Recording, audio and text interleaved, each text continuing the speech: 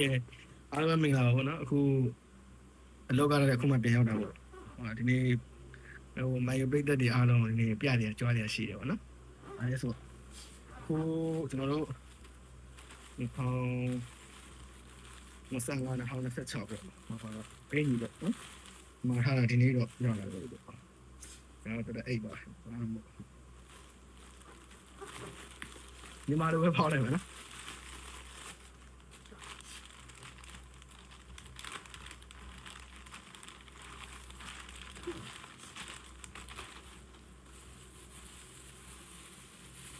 မာထားတာတော့ပြီးခဲ့တဲ့ကြာလာလေးနေတာပေါ့နော်ဒါပေမဲ့ဒီနေ့ကမှရောက်လာတော့ထွက်ထွက်ချင်းတွေကတမ်းမာရတာပဲဖြစ်တော့နောက်ကျောဘက်လေးပေါ့နော်ကောက်ကစီထားတဲ့ဒီနေ့တောင်းရင်းပေါ့နော်ဒီကနေနှာစီးနေပဲဖြားချင်လို့ဖြစ်ဒါတော့အဲ့ဒီရှေ့ဘက်လေးပေါ့အဓိကတော့ဘာမှတော့တိတ်ထူးခြားသွားတော့ပါမလာဘူးပေါ့နော်အဓိကတော့ဒီဘာလဲဆိုဒီလိုင်းစင်းလေးနှစ်ခုပါပဲ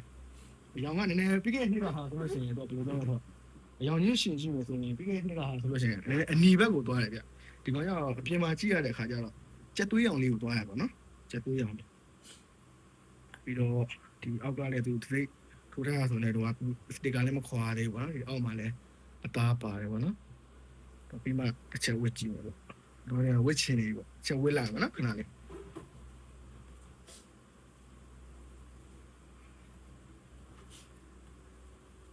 ဝစ်ချင်နေလားဝစ်က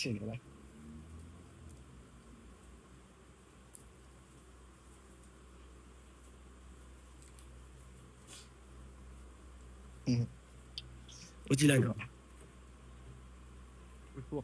ကျွန်တော်ကတော့နည်းနည်းဝါတော့ unsight မှာတာပေါ့ဟိုကဘယ်လိုလဲဆို fit size ပေါ့နော်ခန္ဓာကိုယ်ကတော့ဖြစ်နေတယ်နည်းနည်းတော့ကိုတီလောက်ပါဆိုတော့နောက်ပြောတော့ကိုကတော့ကိုတီလောက်တော့ကြာဒါလေးလည်းပြောချင်တာပေါ့နော်အေးလေဒီနေ့က2025 2026ကိုရတော့အားပေးရတူကတော့အားပေးရအလျောက်အင်ကြီးကိုတော့ဝယ်ပြီးသွားပြီပေါ့ကိုအတင်းကတော့အခုအာဆနယ်နဲ့ပထမဦးဆုံးပရီးမီးယားလိကိုကန်ရမယ်ဆိုတော့လွယ်မဲ့အစီအစဉ်တော့လည်းမဟုတ်ဘူးပေါ့နော်ဟို10ပွဲအခုစင်း official ထွက်လာပြီပေါ့10ပွဲလုံးတော့အကုန်လုံးတော့နိုင်မယ်လို့လည်းမထင်ပါဘူး5ပွဲလောက်နိုင်ကိုပဲအဆင်ပြေပါသေးတယ်ဒါမှမဟုတ်ရင်လည်းအမုံရဲ့ပြုတ်တော့မယ်ပေါ့နော်